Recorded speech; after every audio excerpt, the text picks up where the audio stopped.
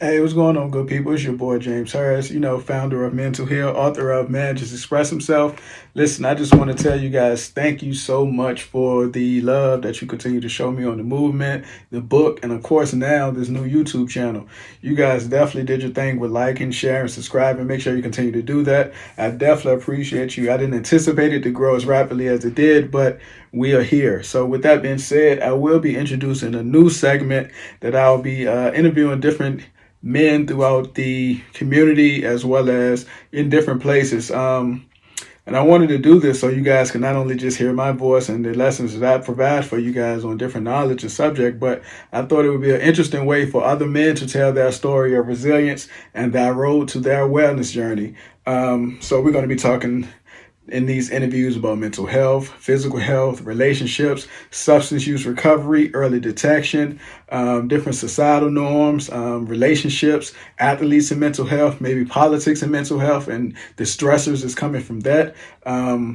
And also masculinity. We might dive into that as well. So it's so many amazing men who have reached out that are open to tell their story. So, I'm gonna put something together, man. One Tuesday out of the month. I think it'll be interesting for you guys to hear that dynamic.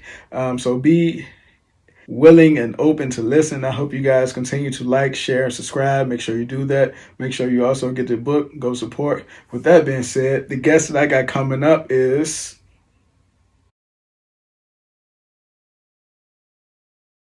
My name is Michael Keith, but you guys would know me from Mike from the infamous group 112, Grammy Award winning, multi platinum, been in the game for 25 years, been singing to your hearts for even longer.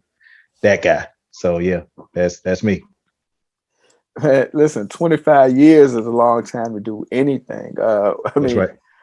that's a lot of longevity. So I'm sure you had to be strong-minded, strong-willed, a good team player, being that you in the group. So, what are some of the things that kept you guys together and kept you focused on this mission for 25 years? Well, for me, that's a great question. What kept me focused on the longevity and all that stuff, man, was the fact that I didn't want to be a failure to my family. You know what I mean? And whatever means and by whatever means necessary, if that meant that I had to humble myself and be part of a group and not, just focus on myself and that dynamic, then that's what I was gonna do. So having that foundation in God and family, being from the South, that we growing up, being, born grew up in the 80s, 80s babies, man, like you had that foundation of, your family being really important and God being really important. So those key things were very instrumental in my development and how I became the person that I am as far as like wanting to keep the group together, man. Like nobody wanted to keep the group together more than I did. Man, that's awesome. So, I mean, you saying, the instrumental factors for you, and I guess being in a male group, so many egos clash and different things. Oh yeah. Oh yeah. How, Oh yeah. how so how do you deal with the ego?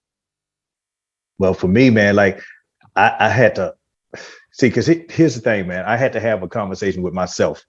You know what I mean? And not even knowing what I was doing at the time, but it was more, self-reflection and just really trying to figure out who I was as a person. Like I'm trying to grow up in the industry and grow up as a man at the same time. So it was difficult, but I had to realize what my role was. And I'm gonna tell you what really got me there. Watching the Chicago Bulls, because MJ, everybody knew who MJ was and what role he played. Everybody knew who Scottie Pippen was and the role that he played. And John Paxson and Steve Kerr and Dennis Rodman and Ron Harper and Cartwright and all these other guys, man. Like everybody had a role that they had to play. And I'm gonna tell you, man, like all my life I had been a solo artist. I've been singing in churches and all this other stuff, man. So I just knew that I was gonna be the lead singer in 112. You know what I mean? So, that wasn't even a foregone conclusion. And then we got with Puff, and Puff was like, yo, Slim is gonna be the lead singer. So not wanting to disrupt anything and rock the boat, I went along with it, for that simple fact, because I understood where Puff was coming from, which was Slim's voice was so distinctive. Like, I'm a hell of a singer. I'm an A-lister when it comes to that. And I say that with no hubris and, said no conceit whatsoever. I just know what the work that I put in order to get to this point, right?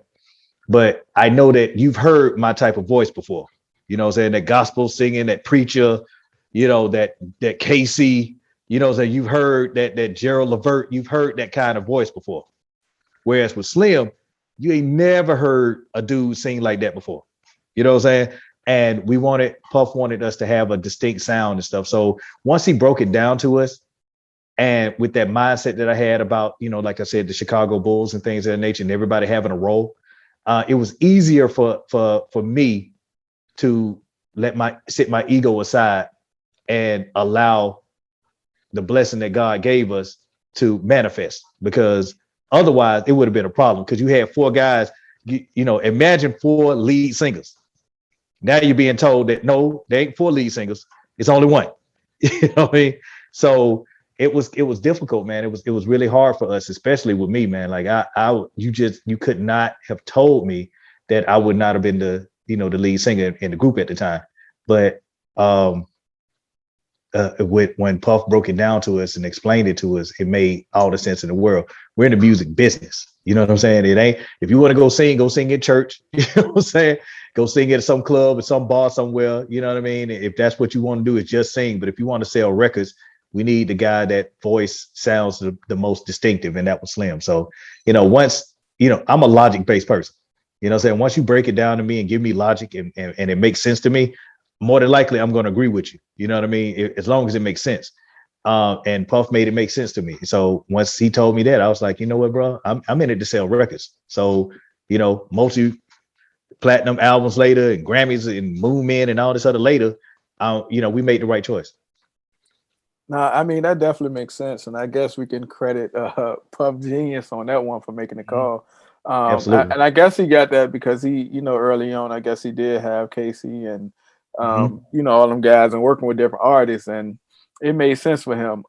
So with that, though, I know a lot of people specifically, after being in the role for so long, or solo for so long, or just being that lead for so long, can fall into a state of depression or just a state of disbelief. Did any of those, mental things play on you, additional stressors or anything like that? Absolutely. And but with my therapy, for me going to therapy for the last, I want to say the last 16 years, it's off and on for the last 16 years. What I found out is my depression and my bouts of depression came from my issues that stem with my father. You know what I mean? So a lot of the stuff that we deal with now is what I'm learning in through therapy. It's a lot of stuff that we deal with as adults. It ain't even going on as an adult. It happened when you were a child. You know what I'm saying? When you were developing, you were still going on. And I've made no I've mentioned on many occasions, and I have no problem speaking on the fact that my father was not there for us. And when I mean us, I mean myself and my siblings, where us growing up. You know what I mean? So and that plays a part in your development, be it for your good or for your bad. For me, I hope that it helped me develop into the man that I am today. And I think it did. Albeit, he taught us a lesson, without him even being there. But, it was a lesson that I really hoped that he would have taught us, while he was there and he was present. And we've since reconciled, but it's still a work in progress. But as a child growing up, developing, needing that male guidance, he was not available, and then come to find out later on that nobody was there for him as well. So the cycle is what has to stop as far as that is concerned. The whole this, because it's cyclical. You know what I mean? The whole thing is cyclical, and his father and mother not being there for him in turn made him to where he couldn't be there for his kids. And so I needed to break that cycle. And so with my kids, I'm very available for them. I'm a phone call away.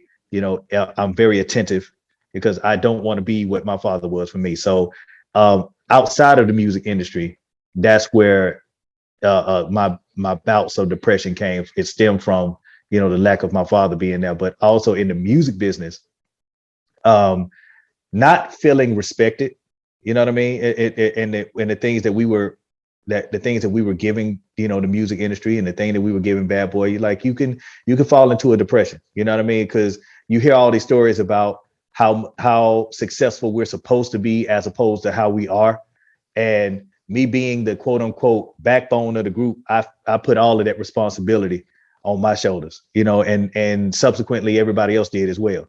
You're Slim sings lead, but you're the leader of the group, is what I used to always hear. You're the backbone of the group, you're the soul of the group. Like, the group moves according to you. If there was an issue, they would always come to me. They wouldn't go to Slim. They wouldn't go to, the other two guys, whatever. They always come to me. And I'm like, I don't have the freaking answer. Like, what I mean? What do you mean? You know what I mean? So that was something that I had to deal with, because I had the responsibility of so many people on my shoulders. And I was just trying to figure this shit out at the same time everybody else was too, man. So, that really put me in a really dark space at times, where I began to drink. I began to self-medicate. I did a lot of things that I knew I wasn't supposed to be doing, but I did it because, it helped numb the pain, if you will. You know what I mean? It helped me focus, and I might be one of the most functioning, I want to say alcoholic, but I drank a lot, but I was it's being on, the stuff that I was doing and stuff like that, man. I was still able to function, but that wasn't no way to live. You know what I mean? So, Hey, so let me take the time out to, one, commend you for expressing that you're in therapy, and then two, just for your openness and your vulnerability, because a lot of people, specifically men, don't often admit that they had those issues, or they don't admit that the father wound is an actual thing. it So is. if anybody is new to my YouTube channel, you can check out the video on father wound. And also, you spoke on something that was critical. You talked about parenting styles and attachment styles. So attachment styles are definitely things that should be addressed within the childhood, because if not, they manifest themselves like trauma within our relationships, not only our intimate relationships, but our relationships with our coworkers, our peers, our teammates, our group members. So those things are important. So if you're not familiar with my channel, go back, check out the video on father wound, check out the video on attachment styles, as well as parenting styles. So you just mentioned that you did have a different ways to cope. You use, I think you said, alcohol, and substances and stuff like that. So, like, so you felt that you were running from something using those things, or you felt that there was a way to get away from the stress of being that go-to for the group?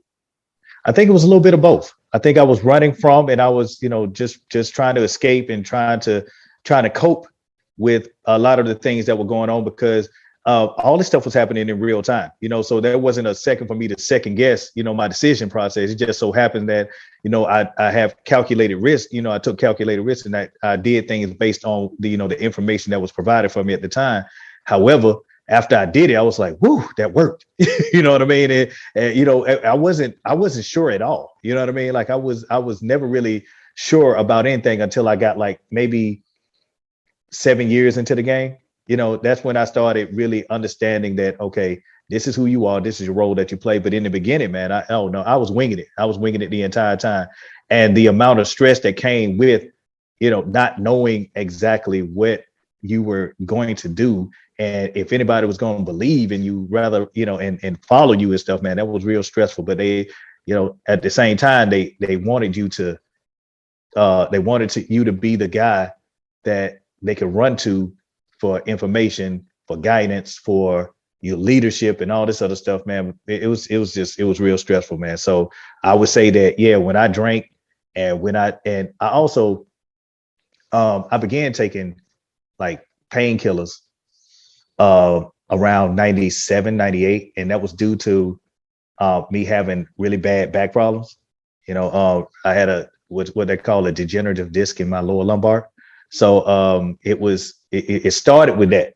And once I realized that they could help numb the pain, then I began to, use those frequently, in addition to the alcohol and things of this nature. But the crazy thing was, man, I was functioning so well, or so I thought. I was functioning so well that nobody really knew what was going on. Like nobody ever knew until I started speaking on it. And you spoke about it earlier about, just me being vulnerable and me, speaking out on it, man. I have a responsibility, you know what I mean? Like being in the industry and, being a black man whose face is like not as relevant as it used to be, but somebody who, when you see me, you recognize me.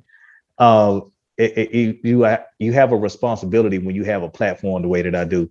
And it's so many of us, and when I mean us, black men, that refuse to go to the doctor, refuse to talk to therapists because it's so taboo. And and I've just never understood the logic behind it, because just like any physical injury that you have, your mental, which governs everything, should be more important than, than or should be one of the things that is just as important as your physical, state of mind, or your physical being as well. I'm sorry. So it just never dawned on me, man, that mental health was something that was seen as taboo, or seen as something that we as a whole just refuse to address because, I don't want to be labeled as crazy, or I don't want to be seen as weak minded, or, things of this nature. And I'm watching, the sidetrack a little bit. I'm watching the Olympics, and I'm watching Simone Biles, and I'm watching Naomi Osaka, and I'm watching what's the young lady, the track star from Sha'Carri Richards. yeah, Shakira, yeah, that's her. Yeah, so I'm sorry, sweetheart. I mean to, forget your name like that. But I'm watching all these young women who have been gods in their field. You know what I mean? Who have been the best of the best in their field. And now all of a sudden, because they have this realization that my mental is just as important as my physical, now they're weak-minded, now they're this, now they're that, now they're all this other stuff, man, when they're, in my opinion, they're actually stronger for even speaking out on the fact that they have these, they have the recognition to take their mental health in consideration along with their physical. And I'm watching all this, man, and I can identify with a lot of this stuff, man, because there have been many times where mentally I wasn't there on that stage performing, but I had to do it anyway. But rather than speak on it, I just went out and did it. You know what I mean? And let alone, like, I'm sitting there chilling, everybody thinking that I'm cool, and on the inside I'm having, panic attacks and anxiety, and I'm screaming on the inside. You know what I mean? But you couldn't tell because, I'm supposed to be cool, and I'm supposed to be, whatever the industry says I'm supposed to be, man. So just watching these young women go through that and champion through that, man, I think this speaks volumes. And there ain't no amount of medals that will that can suffice, what's going on in their heads and stuff like that, man. Like we gotta, as a society, we gotta do better about what we value in this world. You know what I mean? Like what's really valuable to us, and not just, the material, but the spiritual and the mental, plays a part as well.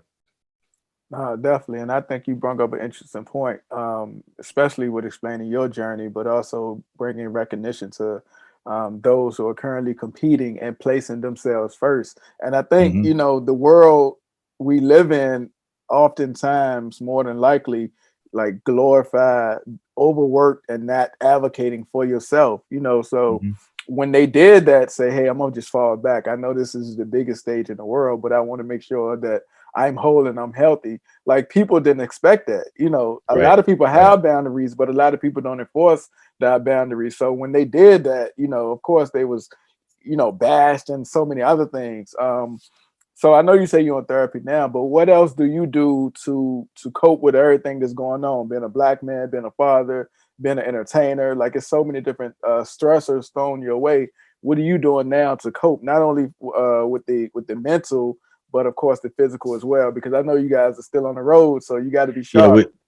we still on the road, man. So what I do is I do a lot of meditation.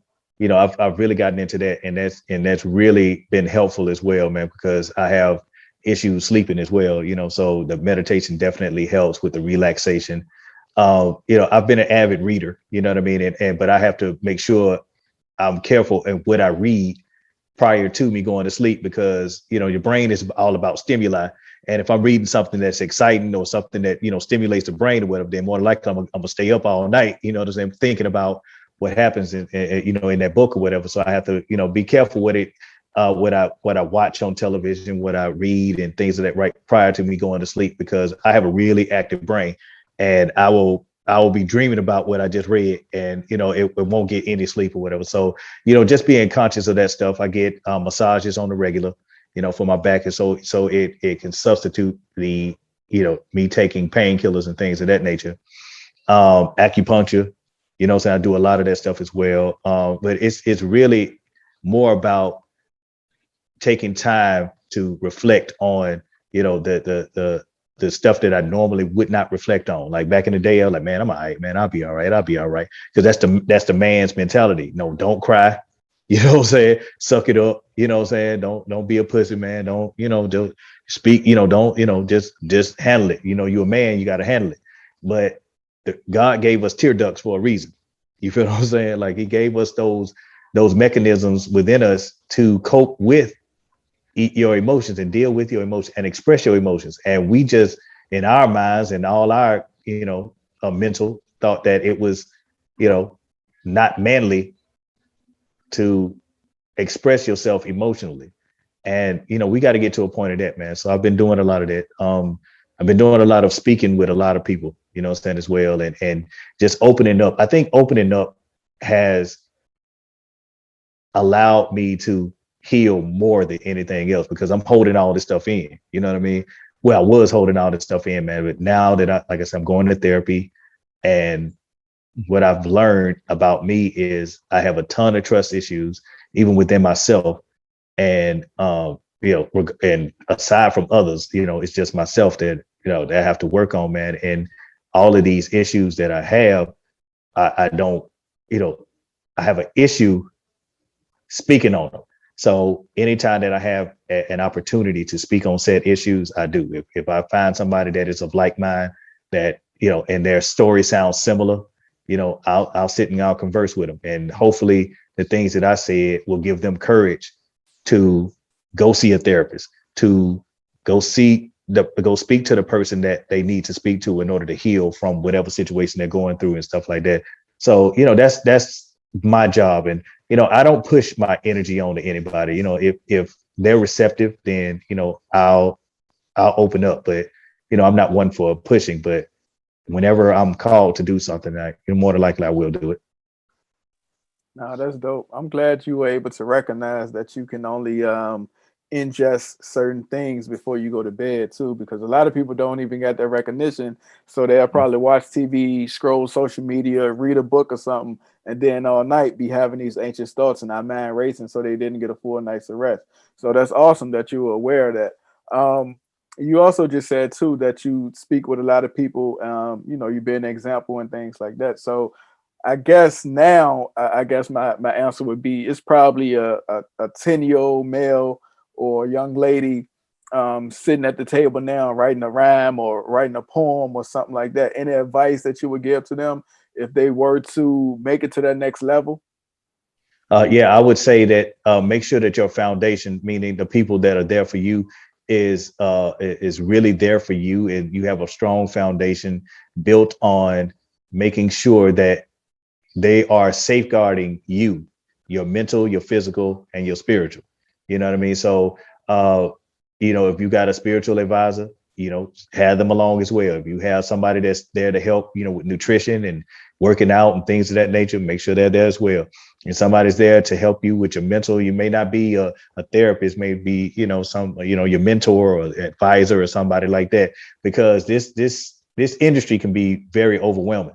You know what I mean? And especially with kids that's never experienced this kind of world before. Because, me, for example, man, I came up in Atlanta, Georgia, and had never been on a flight before I moved up to New York. You know what I'm saying? I went from being a country bumpkin that's never been on a plane to flying up to New York and living up there for 2 years and stuff, man. So the adjustment had to be quick, fast, and with no excuses whatsoever. So I would say that just having a team together, having a group of people there to help you, eliminate or mitigate rather a lot of the things that comes along with it. Yeah, if you have a team that's there to mitigate a lot of the issues that are going on with you, then you can concentrate on being an artist. You know what I mean? And that is very important, man, because we get into this industry and then it's all about getting your finances together, making sure that, you know, you're still looking right and your nutrition is right. And, you know, make sure that, you know, you say the right things when you do this interview and all this other stuff, man. It's so hard, man. Especially if you've never experienced that before. So having that team together is paramount in you being successful in the music industry, man, because you can't do all of this by yourself. That's great advice. I'm sure people will be able to use that advice. So in addition to talking to different people, young people, older people, how else are you advocating for mental health and black men and things within that realm? Well, with every chance I get to speak on mental health, and I push the issue, I push the envelope so much so, man, that, you know, any interview that I do, I make sure that people know that I have no problem talking about it. I have no problem speaking about it, and I just use my platform to just highlight the fact that we as black men are the least represented when it comes to, you know, therapy and seeking mental health, man, because, you know, we've been taught from a very young age that, you know, yeah, things gonna happen in your life, man, but you just gonna have to suck it up and just keep it pushing. Well, that's okay. Yeah, I get, while I understand that mentality, I also understand that it has muted us as far as emotions are concerned, and turns us into these monsters, you know, when you get older, that's unable to, you know, show emotions to your significant other or to your children, or, you know, so to your family member, your siblings and things of this nature, man. And it's just unhealthy for you not to express certain emotions, man. And you know, we're supposed to cry when we feel like crying. We're supposed to be angry when we feel like being angry. We're supposed to, you know, be happy when we feel like being happy, and without the ridicule of society saying otherwise. So, you know, anytime I have an opportunity to, and it's crazy, man. Like you'll be surprised how many people, after I speak on mental health, like on Instagram, or they see me in an interview or things of that nature, they'll hit me on the DM. It's like, bro, I want to say, tell you, thank you. I appreciate the fact that you had the courage to speak on it, man. And that's why I feel like my purpose is at this point, man, is because I'm not afraid to speak on it. You know what I mean? Because, you know, I needed help. You know, my mental health journey started when, back in '05, when I was with my ex fiance, and she and I was going through it, and she suggested, like, you know, like they always do, man, when you get in these relationships, to go seek therapy. And I was like, you know, as a last ditch effort, you know, let's do it. You know, like, hey, man, if we end it, I wanted to be, I did everything that I said I was going to do. And if it didn't work after this, then it didn't work. So we went, and I got so much from my therapist. His name was Dr. Fisher here in Atlanta. And you know, he didn't know me from a can of paint. You know what I'm saying? He didn't know who I was, he didn't know what I did. And I appreciated that, because he gave it to me rough, rugged, and raw. You know what I mean? He gave it to me as he saw it and as he heard it, not as, oh, okay, this is Mike from 112. He's a celebrity, so I gotta hit him with kid gloves and stuff, man. No, he gave it to me raw, man. And I appreciated that, because, you know, for me, I'm able to glean information from a person, the individual, if you keep it real with me versus trying to sugarcoat it with me. You feel what I'm saying? And yeah, that was a great experience for me, man. And I felt like that was the most honest anybody had ever been with me in my adult life. You know, say, even with my significant other. So I felt like I needed more of that. You know what I mean? So that was my journey into, you know, not physical, but having therapy, man. And it's something that I've always, you know, looked towards, man, when things were going left, and, you know, shows was not happening like they were supposed to, and, you know, the album wasn't selling like it was supposed to, and all these other things that was going on and stuff, man. It's like you start bugging out, you know what I mean? Because on the one hand, like just yesterday, you know, I was hot, you know what I'm saying? And then the next day, it's like nobody's calling your name, nobody's doing this, nobody's doing that, and it's a bug out, man. So, you know, you need that escape, you need that refuge, you need that person that's gonna, you know, tell it to you the way that you need it to be told to you, in order for you to function in society normally, because right now, based on, like, they created monsters, man. They created monsters. Yeah, we're good artists, but when you came to society, we didn't know what to do. You know what I mean? So that was therapy helped me out tremendously. Listen again, man. I don't know how many times I got to tell you, but I definitely appreciate your vulnerability, your openness, and some that you said earlier about a lot of men not opening up. So, Mhm. in theory, a lot of men are emotionally immature because of something that happened in the past or in their childhood that they don't want to address. They don't want to express it, whether it is through journaling or therapy or just getting it out. So they still holding on to it. So they're not Right. really able to form that bond with their coworkers, their group members, or the people even closer to that, their children or Right. their partner, Hmm. and most of the times they got so much resentment built up. Hmm. So I'm glad that you're able to not only, deal with those things within self, but advocate and speak to other people and encourage them to, let it out somehow in a Yep. positive way. Right. So I'm just fortunate that you was able to come on the platform, share some light. What's next for you? What's next for 112? We're touring now, man. So the next thing for us is just, well, man, this COVID is ramping back up, and that Delta variant is ramping back up.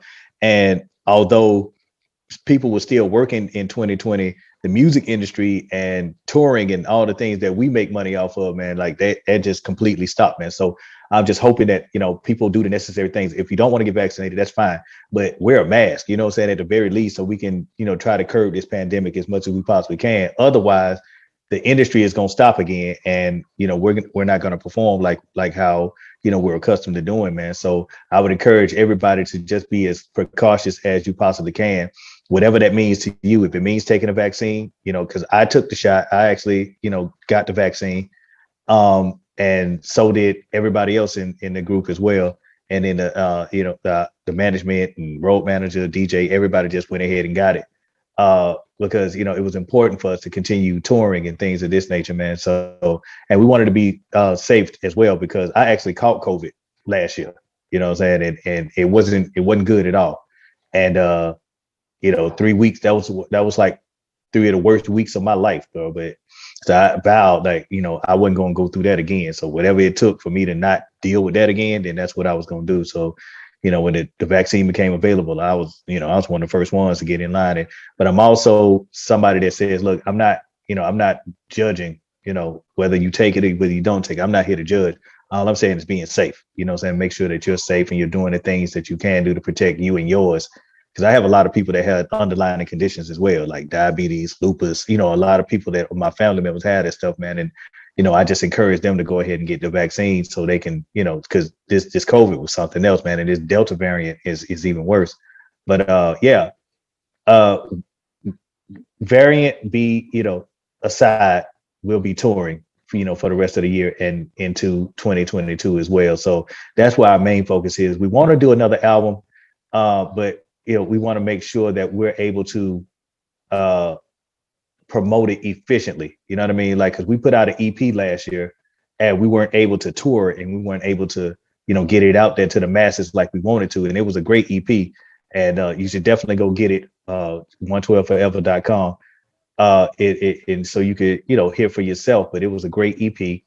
And we just didn't have an opportunity to promote it. So if we're gonna do another album, then you have to definitely promote it, and we need to be able to get out on the road in order to promote it. So we're kind of it's a wait and see kind of deal going on right now, because we don't want to start working on it and then the whole industry shut down. You know what I'm saying? So that's kind of the vibe. We're in a holding pattern when it comes to that. But as far as the touring, that's where our head is right now, man. It's like, we definitely want to continue touring. Nice. So I mean, if Mike wasn't doing music, wasn't in the group, what would you be doing? Man, I'll be honest with you, bro. I, well, if you ask my mother and my grandmother, they would have preferred that I be a preacher, but I don't know if that was gonna work, man. But for me, but I probably would have done something in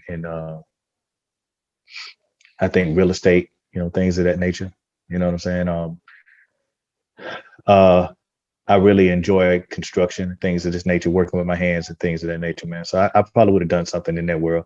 If I wasn't in the business, I definitely wouldn't be doing anything music related. You know what I'm saying? It was either doing this or not at all. Because I don't think anything would have been able to satisfy me as much as the music industry does. Like, yeah, you can sing in church, but it ain't gonna be the same. You can sing at clubs at night, but it ain't gonna be the same. You know what I mean? So I probably would be so far from music if I wasn't doing this, man, it'd be ridiculous. You know what I mean? So, but yeah, it probably would have been something along the lines of uh, real estate or something like that, man.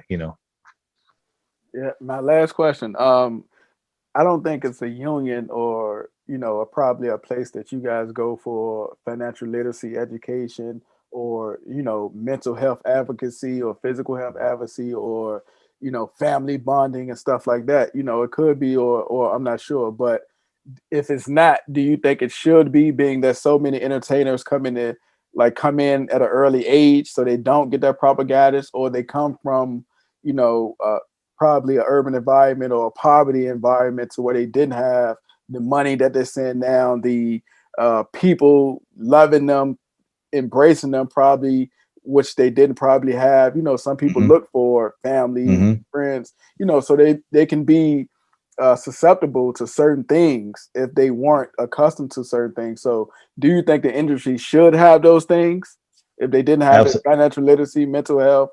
That's a great question, man. Absolutely. I feel like that's something that should have been implemented right along with your contract, right along with the advance that they gave you. They should have set aside some money, for you to have those availabilities for, to have the availability to speak to a therapist, the availability to speak to a financial planner, things of this nature, man. Like the music industry, when we got into the game, man, was just hell bent on just keeping the artists and nothing else. So if you want to be an entrepreneur, you had to do that on your own time, man. Like if I'm paying you, I need you to just get on that stage and sing, so, and I came from that era. So they didn't really want to hear, like, it's crazy because when I speak to these kids nowadays, man, like it's just unfathomable for them to think that, we got in an industry where the industry dictated to you how you was going to move. Like these kids nowadays, they don't understand it. You know what I'm saying? They looking at it like, man, what you mean, man? Y'all just let them do this. Y'all just let them do that. Well, man, it's not that easy. And to explain, like, it wasn't that easy.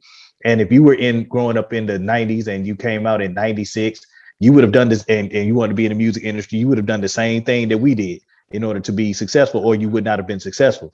So yeah, it's kind of hard, but at the same time, man, I really do feel like there should have been some kind of union in place where like a SAG, like a ASCAP, like like the Grammys and things of this nature, man, like some kind of union that was there for the artists that would allow you to have access to financial planning, to have access to therapy, in order for you to be as successful as you possibly can be. Because the truth of the matter is, man, we all go through some kind of depression in this music industry, man. It's something, some way, shape, form, or fashion gets underneath your skin to where you have to, seek somebody to speak to. And most of us don't, we need to speak to somebody, but we don't. And that's the problem. And so, yeah, to answer your question thoroughly, I do feel like there should be some kind of union. We should unionize, definitely. And there should also be some kind of programs that are in place that allow, kids coming into the music industry to, if they want, it shouldn't be something arbitrary, but it definitely should be something that's an option for these kids to have in the event that they want to speak about their finances and how do I save money doing this, and because that's really one of the things that will get you depressed as well. Just not being financially secure, it does play a part in that, and it does play a part in your depression as well, and things of that nature, man. But you definitely want to have somebody in place to speak to you on that, and also speak to you on the therapeutic level. So they can, you just have somebody to talk to, not giving you the answer, because a lot of people assume that the therapist has the answer. Therapists don't have answers. What the therapist does is give you an opportunity to think about something that you may not have thought of. You know what I'm saying? Like the answer's gonna come from you. So from what all the therapy that I've taken, all the answers come from me. But and the therapist would suggest, well, what do you think about this? What do you think about that? So, if you're going to seek therapy, don't go in thinking that they have the answers, because they don't. What they do is they give you another avenue to think about, and you just create your scenario based on it. Appreciate that insight. And for those again who are new to my channel, it's a video on here. What is therapy? And it's another video where I do explain what the therapeutic process is, how I do therapy with my clients, and so forth. But I'm sure you can get that insight from any other therapist as well. And if you are seeking a therapist, make sure you call different ones and get a consultation. Most of them offer them free. You don't have to just settle for a therapist. This is something that can change your life. So I'm glad you was able to say that. Hey man, definitely appreciate you for coming, dropping that knowledge. Let people know how they can get in contact with you. Okay, yeah. If you could follow me on Instagram at Michael Keith of 112. That's MICHAELKEITH of 112. You can follow me there. The official 112. You can follow me there as well. That's on Instagram. And you can get at me. You pretty much can get at me through either one of those, man. So like I said, man, I appreciate you giving me the opportunity to speak and to let people know just how important it is to speak about this stuff, man. Like the Bible says, to whom much is given, much is required. And I've been given a lot. So, I feel like it's incumbent upon me, man, to speak on this stuff, because there's somebody out there who needed to hear this message and, may have be on the cusp of going to go get therapy, but like, nah, I don't know. If I can help that person, male or female, black, white, whomever, to go to that next level and seek therapy, man, like I feel like my mission is accomplished, man. So, that's what I'm doing, man. So you just follow me on Michael Keith of 112, or you can follow the official 112 on Instagram. And yeah, man, like you'll find out where I'm at, what I'm doing, if I'm doing a speaking event or anything like that, man, like you can find out all that information there.